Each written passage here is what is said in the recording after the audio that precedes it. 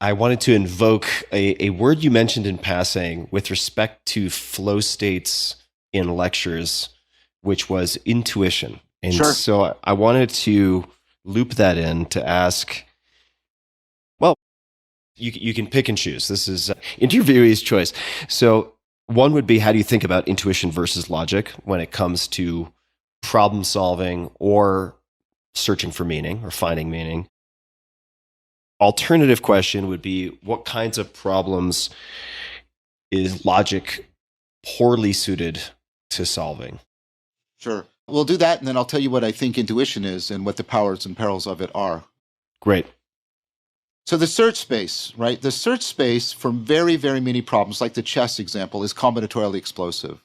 It's computationally intractable. And so, and this is the seminal work of Newell and Simon, and then Simon and his notion of bounded rationality. And this is the idea that you can't be comprehensively logical. Logic and math are algorithmic.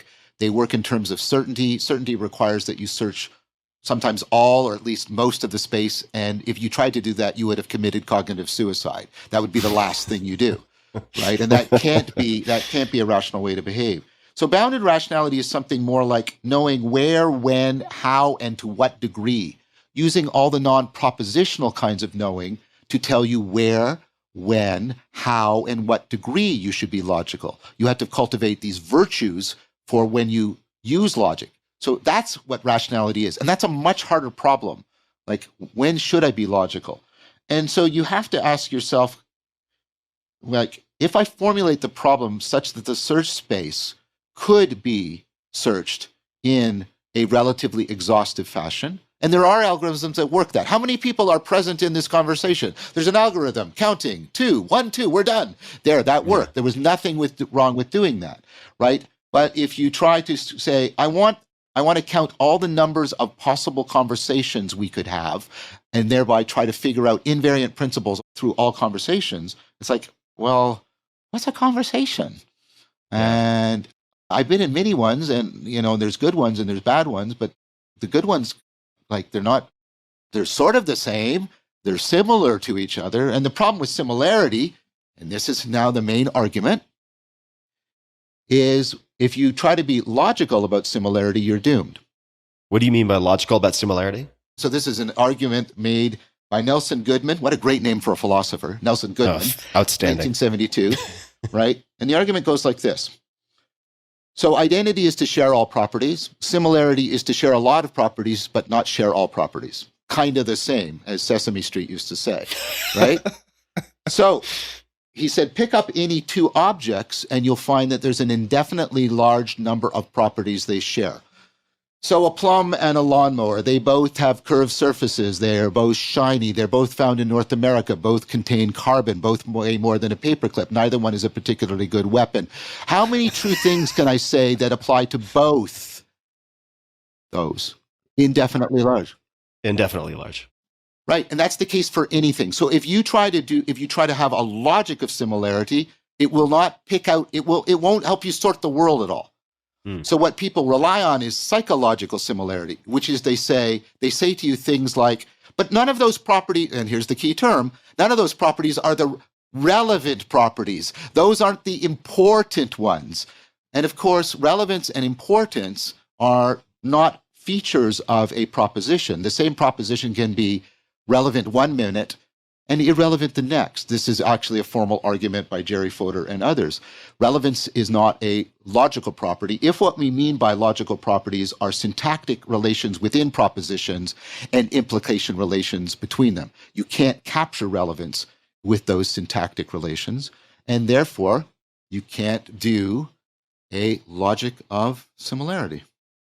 Maybe this is a good place. You can chastise me if it isn't, but to bring in and define intuition and the powers and perils thereof, and to the extent that you could maybe share how you harness the powers and avoid the perils personally, I think that would make it easy to grasp for folks, myself included. Excellent.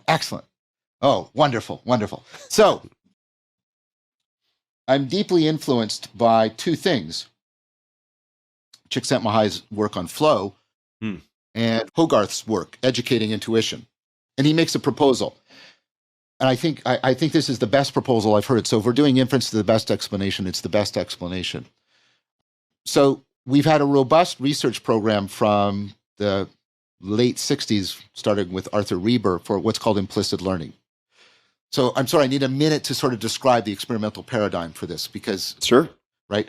So what you do is you create an artificial grammar for how you're allowed to string numbers and letters together. Like the grammar might have the rule, you can't have two odd numbers beside each other. You can't have two vowels beside each other. You can't have more than 4 consonants in a row or something like this. And you make these, by completely arbitrary artificial grammar, you make these number letter strings that are like 9 or 12 long. So you can't hold them easily in working memory or anything like that. Mm-hmm. And so what you do is you give people, you say, this is one, not quite this fast, but I'm just doing it, right? You hold up these strings and you get people to look at them, right? And there's various modifications. Sometimes you give feedback, but that's just the basic paradigm. Now, here's what you do.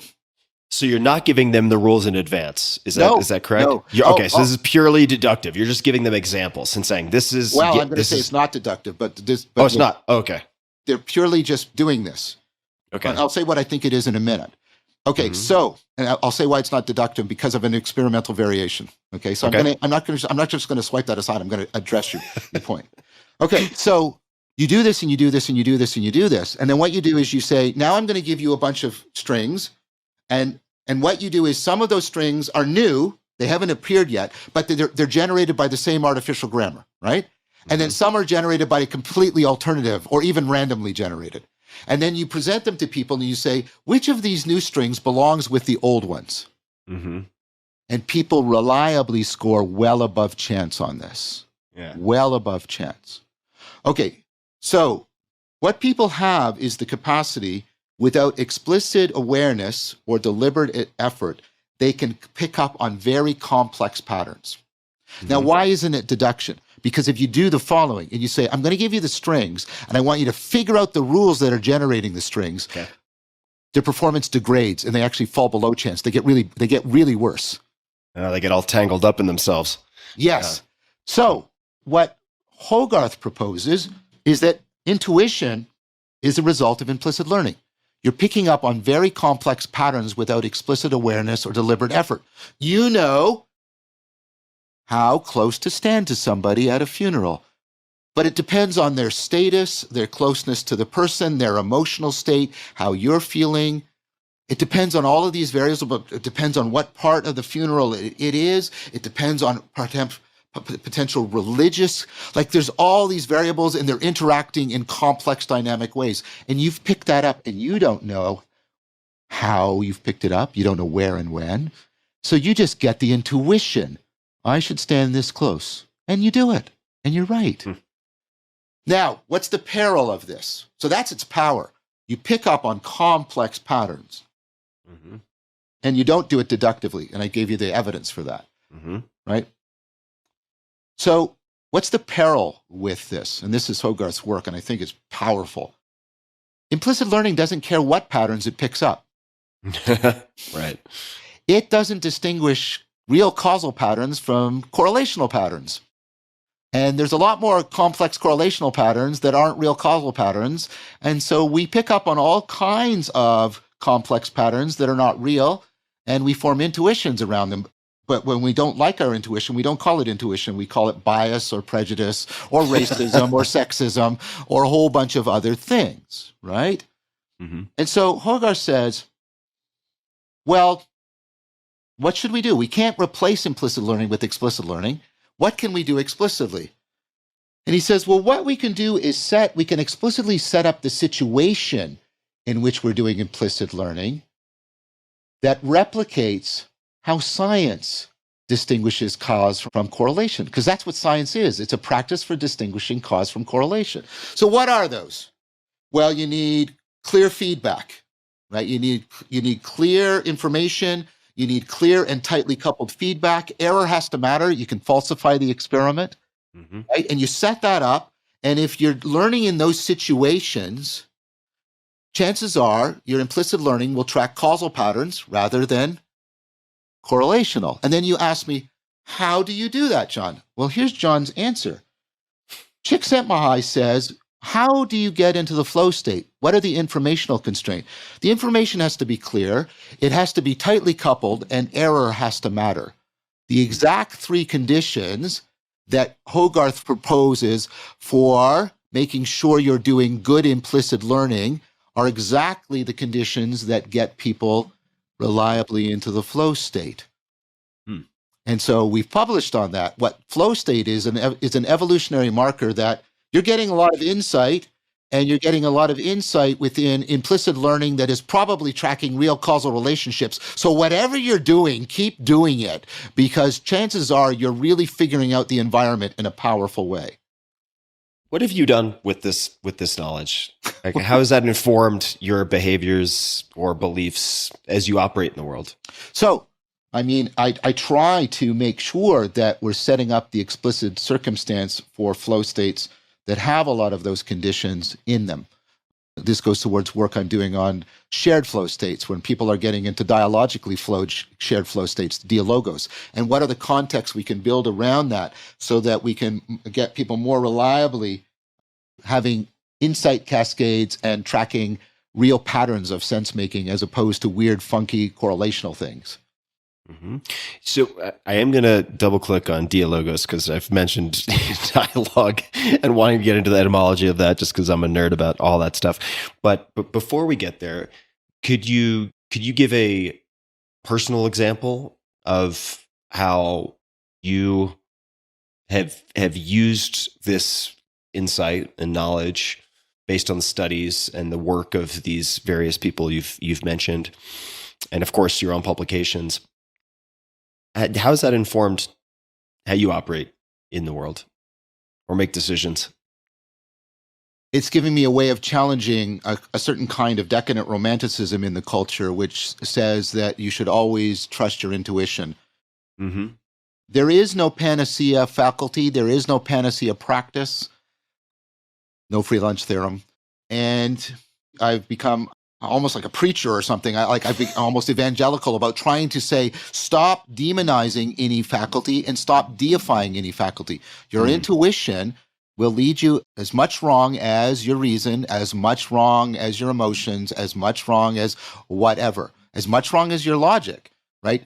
Look, logic does not tell you how to go from a weaker logic to a stronger logic. I can do all the possible manipulations within predicate logic, and it won't get me to modal logic.